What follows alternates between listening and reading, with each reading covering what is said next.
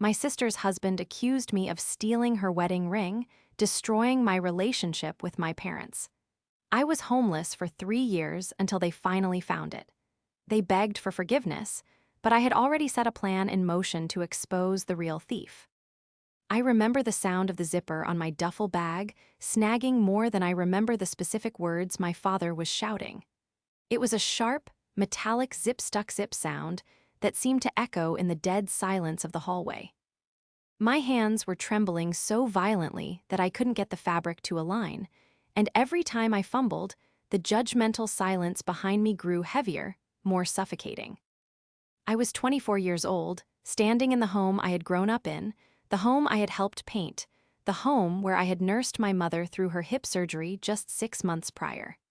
Now, that same mother was standing by the door, her face a mask of stony disappointment that cut deeper than any scream could have.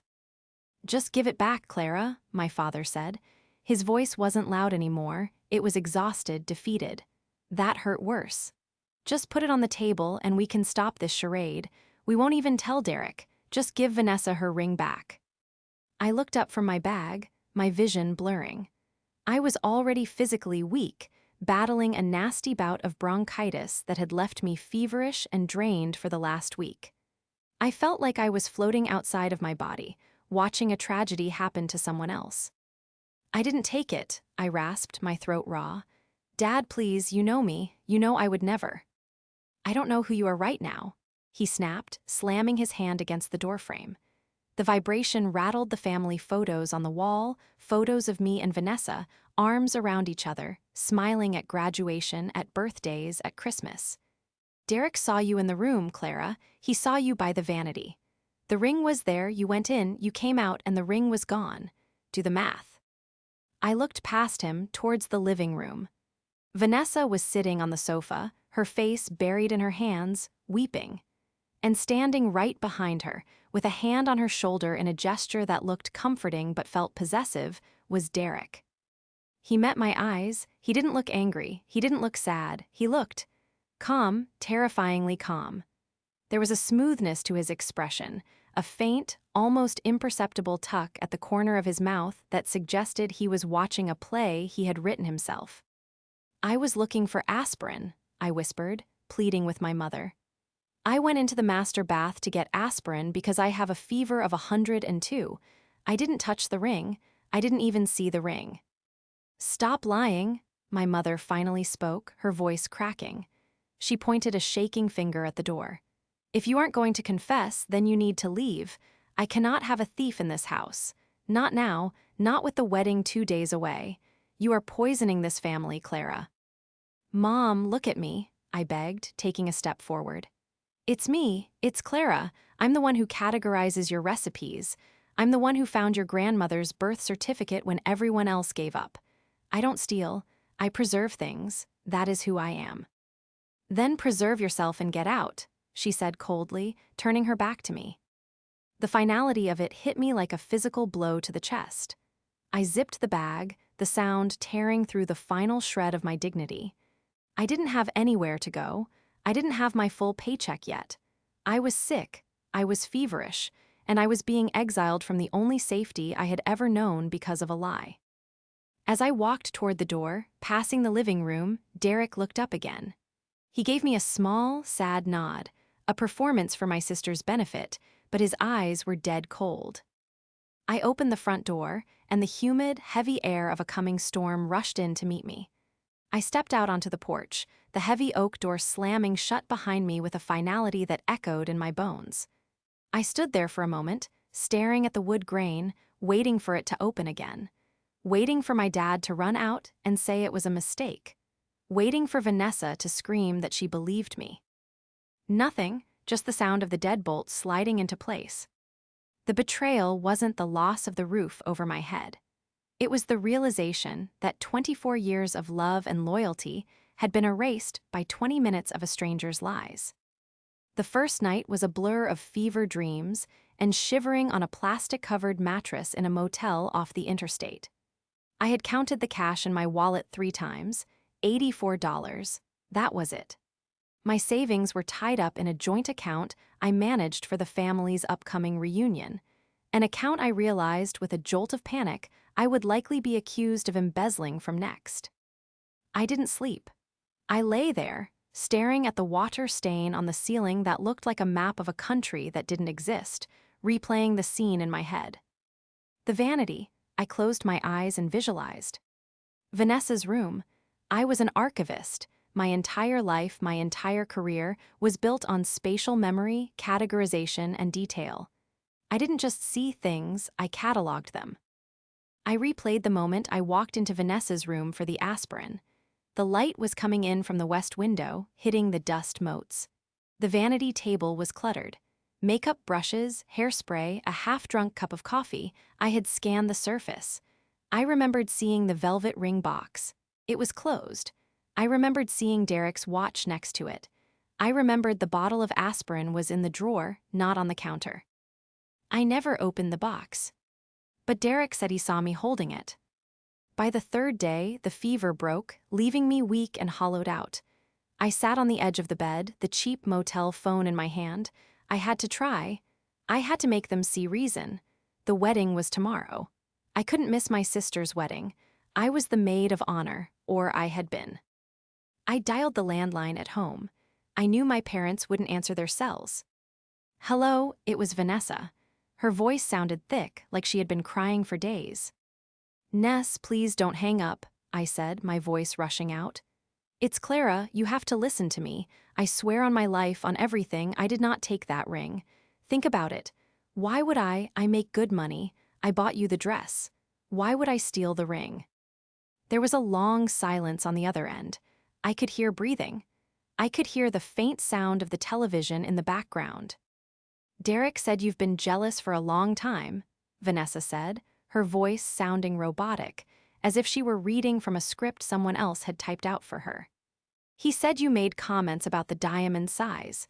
He said you were struggling with your student loans, and you probably pawned it immediately. I never said a word about the diamond size. I cried out, gripping the phone so hard my knuckles turned white. And my loans are deferred. Ness, that's a lie. He is lying to you. He loves me, Clara. He's trying to protect me. He's the only one holding me together right now because my own sister ruined my wedding.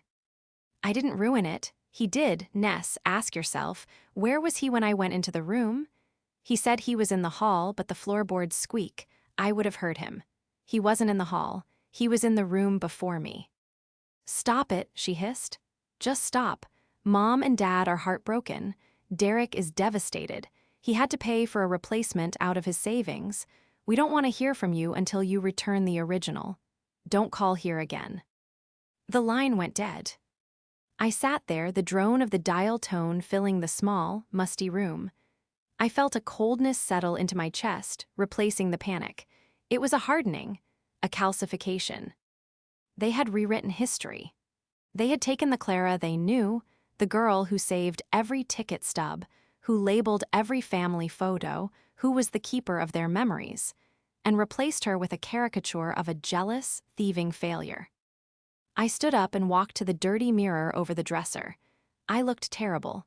Greasy hair, pale skin, dark circles. But beneath the exhaustion, my mind was starting to clear. My archivist brain was kicking in. I took a piece of motel stationery and a pen. I wrote down, timeline of the disappearance.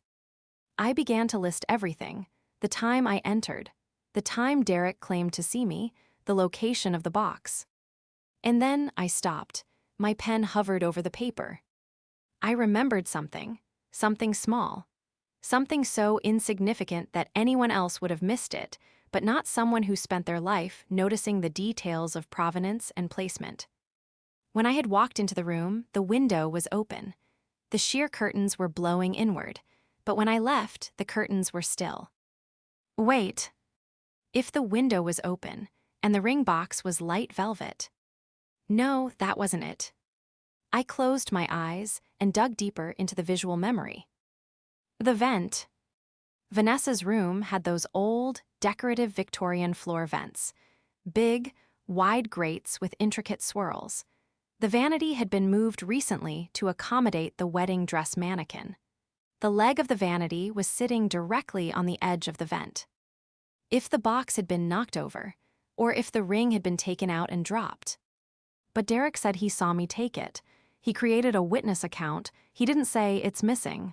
He said, Clara took it. If the ring was just lost, Derek's lie was a gamble. A massive, dangerous gamble, unless he knew it was gone forever. Or, unless he wanted me gone more than he cared about the ring. They had forgotten one crucial thing about me. I don't just remember what is there. I remember what should be there. And I remembered seeing Derek's keys on the vanity table, too. But later, when the police were called, they never filed a report, thank God, to spare the family shame. He had pulled his keys out of his pocket. He had been in the room. He had touched things on TH. At table. I wasn't going to just survive this. I was going to document it, every lie, every inconsistency. I would build a file on Derek, and when the time was right, I wouldn't just defend myself. I would deconstruct him. To understand the cruelty of my expulsion, you have to understand the depth of the bond that was severed. Vanessa and I weren't just sisters, we were a closed ecosystem. We were only 18 months apart. When we were kids, we shared a room until I was 16. When she got her heart broken by her high school sweetheart, I was the one who drove 2 hours from my college dorm to comfort her, skipping a final exam to hold her while she cried. I was the protector. That was my role. Vanessa was soft, artistic, and trusting. She saw the best in everyone, which made her beautiful, but it also made her vulnerable. I was the skeptic, the organizer, the one who read the fine print. When she met Derek, I was happy for her, initially. Derek presented himself as the perfect modern gentleman. He was 32, 5 years older than Vanessa, and worked as a strategic consultant for international logistics. It was a title that sounded important, but meant absolutely nothing when you pressed for details. He drove a leased BMW and wore suits that were just a little too shiny, a little too tight. But Vanessa was enamored. He showered her with attention. He bought her lavish gifts that I later suspected he couldn't actually afford. The red flags didn't appear all at once. They were subtle, like cracks in a foundation. It started about 6 months into their relationship. I was at my parents' house for Sunday dinner. Derek was holding court at the table, telling a story about a multi-million-dollar deal he had closed in Singapore. It's amazing, really, he said, swirling his wine. The lack of oversight in these legacy trusts. People sit on assets and let them rot because they're too sentimental to leverage them. He looked directly at me when he said it. Clara loves old things, Vanessa chirped, squeezing his hand. She works at the Historical Society. She loves dusty old papers. There's value in history, I said, trying to keep my tone light. But you have to know what you're looking at. Value is only real if it's realized, Derek countered, his smile not reaching his eyes. Otherwise, it's just hoarding like this house. Your parents are sitting on a goldmine of equity and they just live in it. It's their home, Derek, I said sharply. Of course, he said, raising his hands in mock surrender. I'm just saying, smart money moves. From that day on, the dynamic shifted.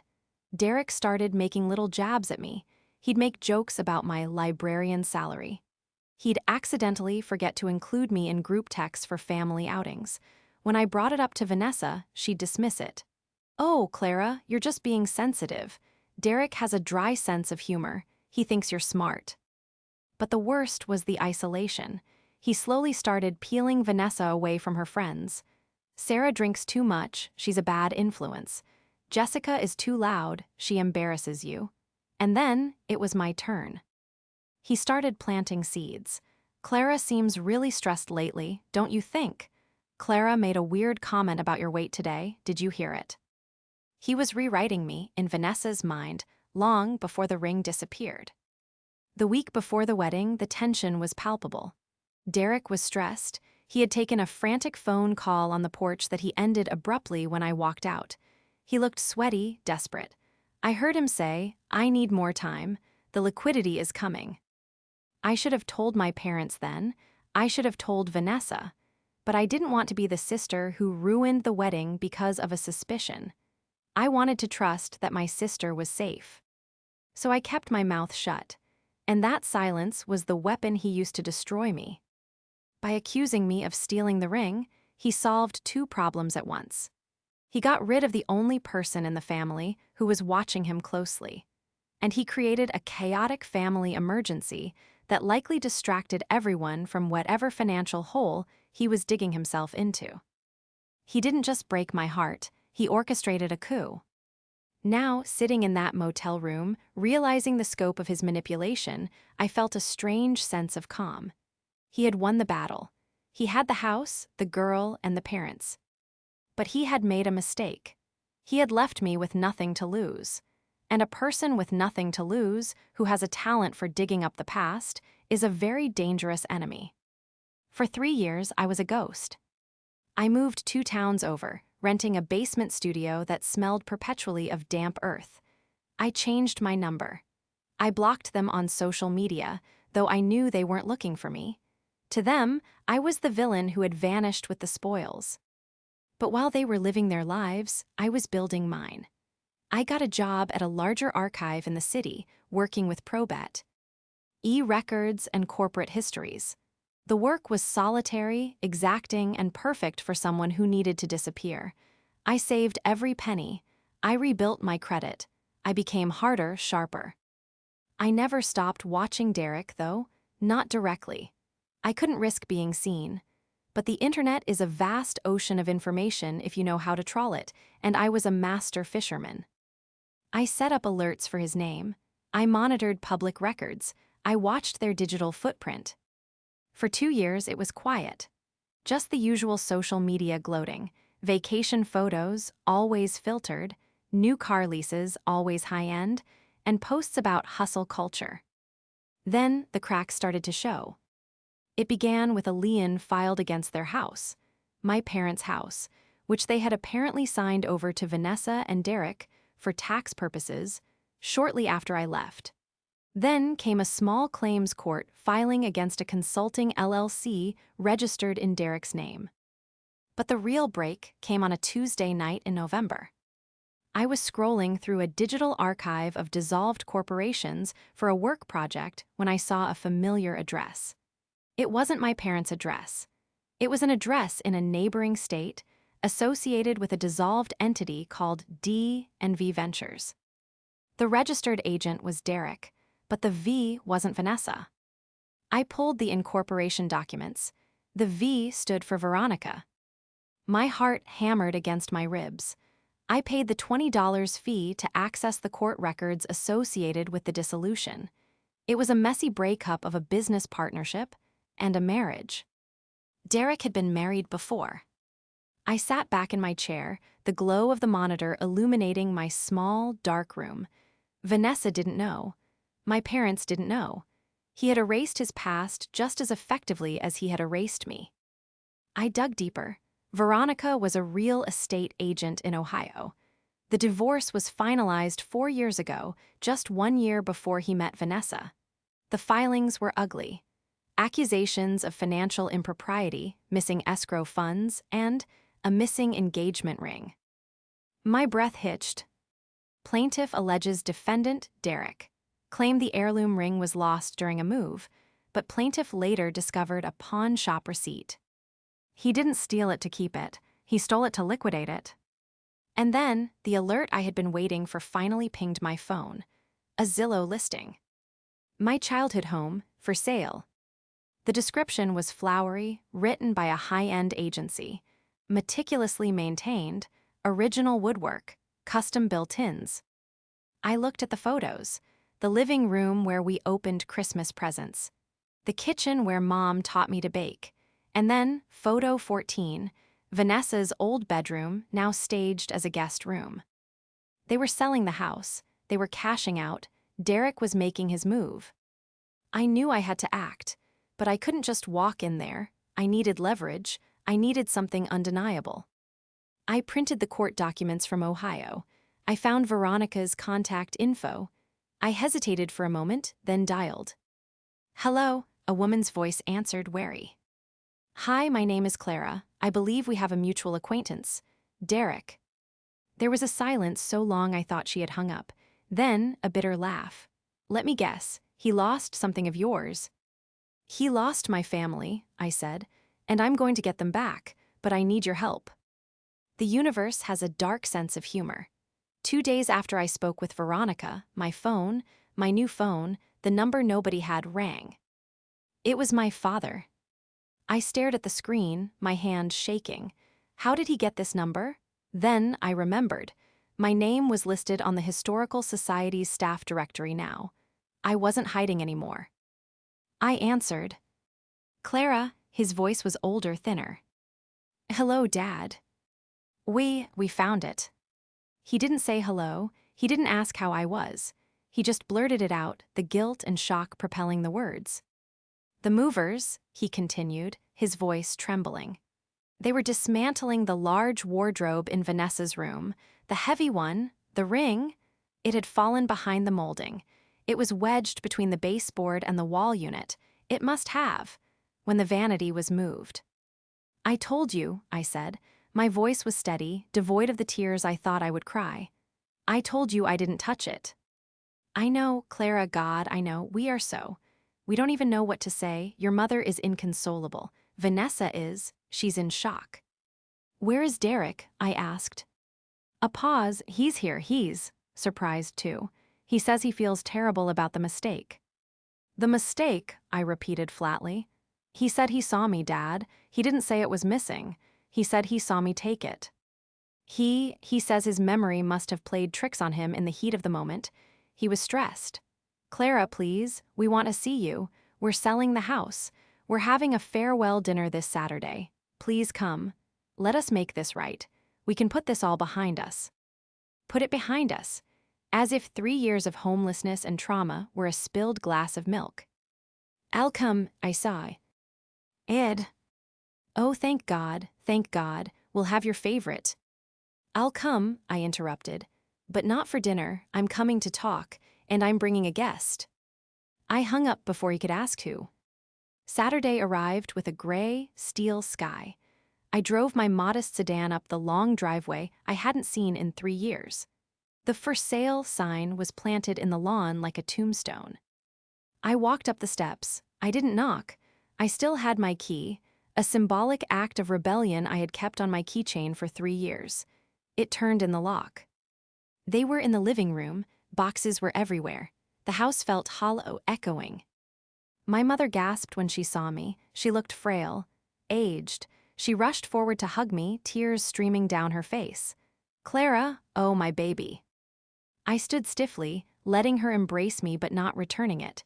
Vanessa was next, sobbing, looking at me with eyes full of desperate apology.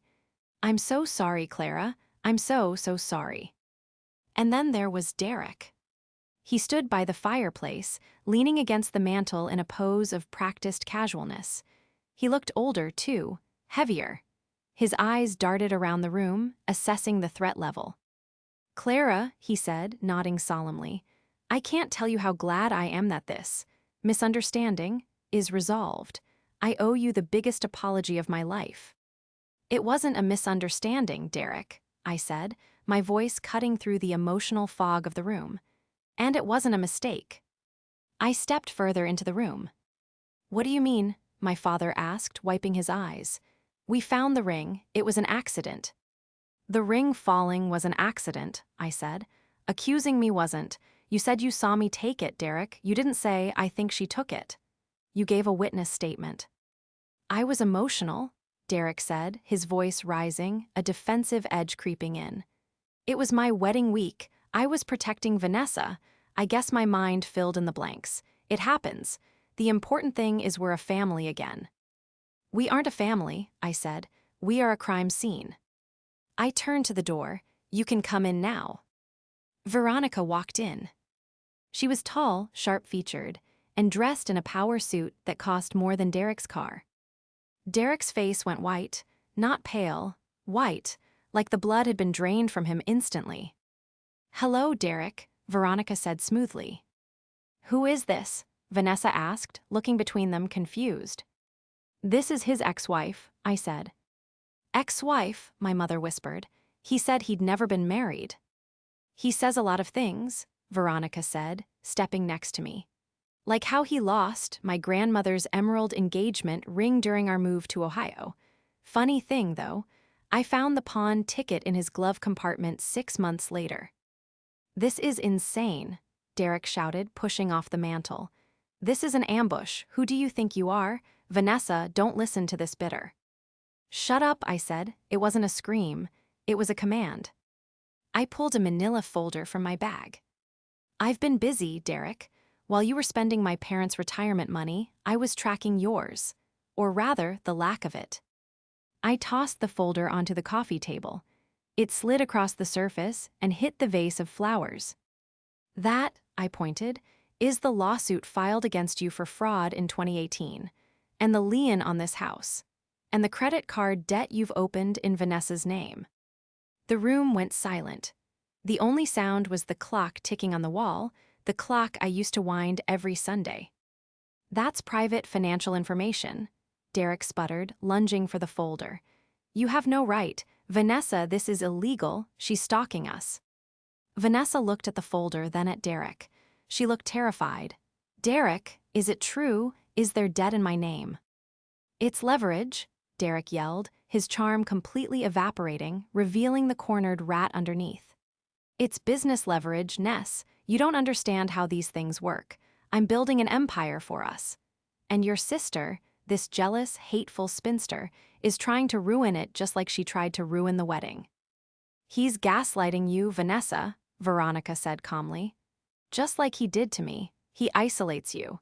He makes you think your family is the enemy so you'll cling to him while he drains your accounts. Look at the timeline. When did Clara leave? When did the joint accounts get transferred to his control? My father picked up the folder. His hands were shaking, but he put on his glasses. He flipped through the pages. Derek, my father said, his voice low and dangerous.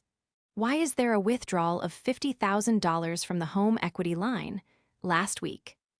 It's for the new venture, Derek pleaded, turning his focus to my father, the money source. Robert, listen to me. The market is volatile. I moved it to a secure holding. It's in a crypto wallet, I cut in. I traced the transaction hash. It's not in a holding company. It's in a private wallet that only he has the keys to. He's liquidating you. He's packing his bags, Dad. Liar, Derek SC. Reamed, he looked wild now. You don't know anything about crypto. You're a librarian. I'm an archivist, I corrected. I track things that people try to hide. Vanessa stood up. She was trembling. She walked over to the folder in my father's hands. She looked at the bank statements I had flagged. You told me that account was for the baby, she whispered. You said we were saving for IVF. It is, Derek insisted, sweating profusely. Ness, baby, look at me. Don't look at the papers. Look at me. I love you. We're soulmates. She's just trying to break us up because she's miserable. He reached for her. Vanessa took a step back. Don't touch me, she said. Vanessa. I said don't touch me, she screamed it, a sound of pure heartbreak and rage. Derek froze. He looked around the room.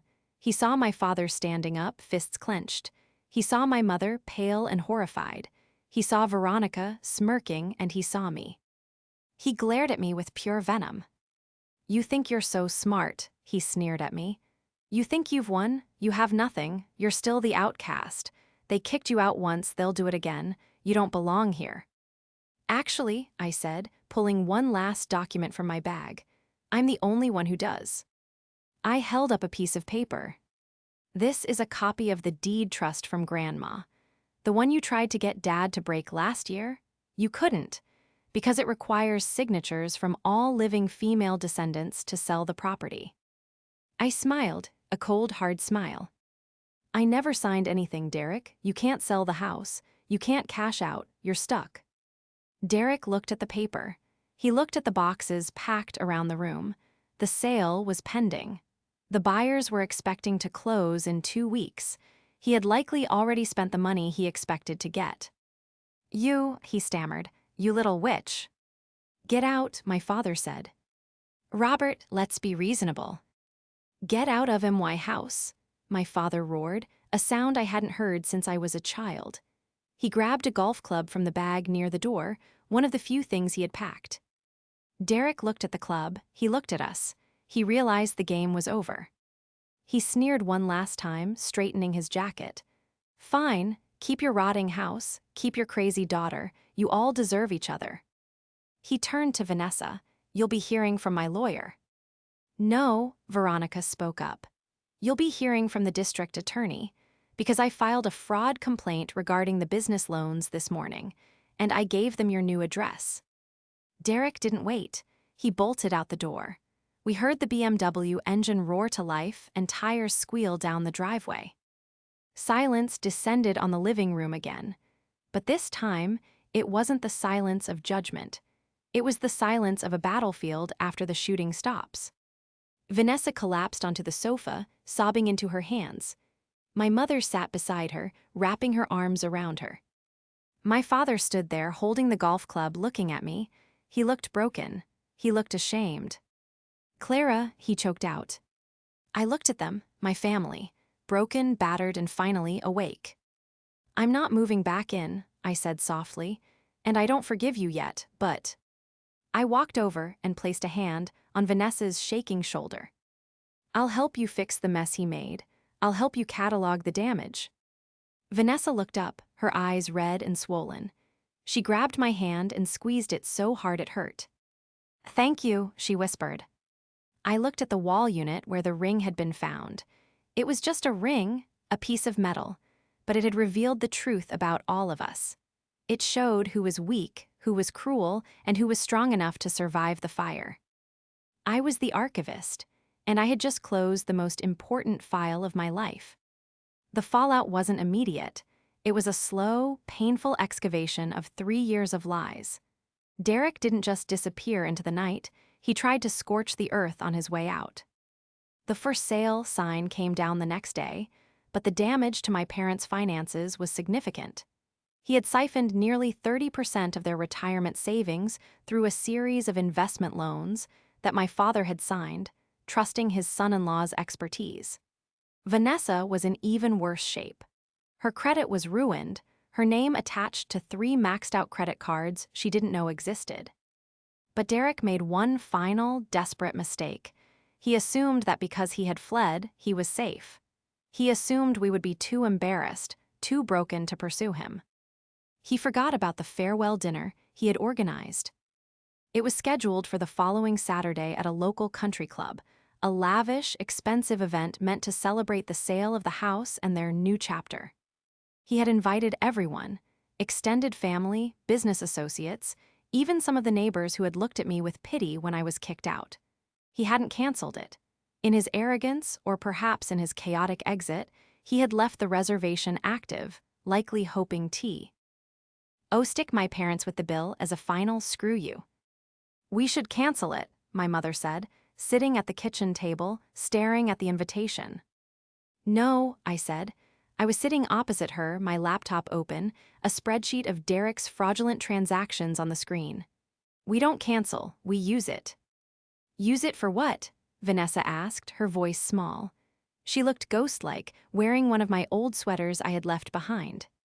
For closure, I said, and for justice. He has business partners coming to this thing, people he's currently scamming. If we cancel, he spins a story. He tells them we're crazy, that we cheated him. If we go, we control the narrative.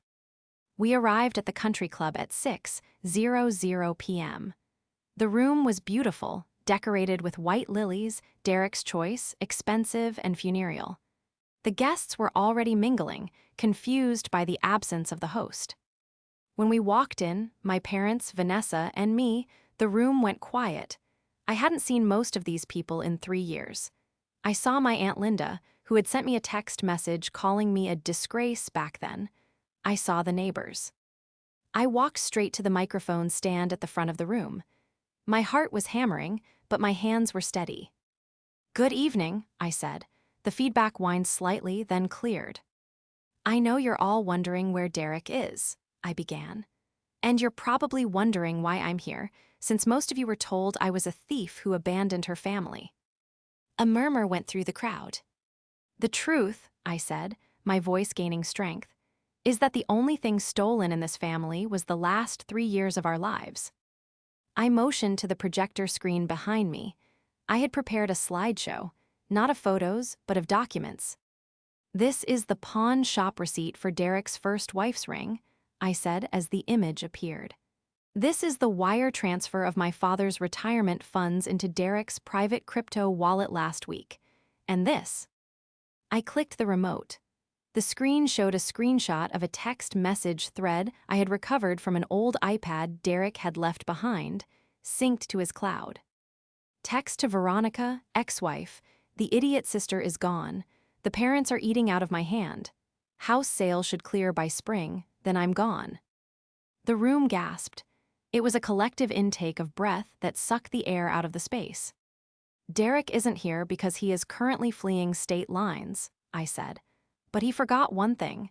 He invited his investors here tonight. I looked toward the back of the room, where 3 men in suits were standing, looking pale.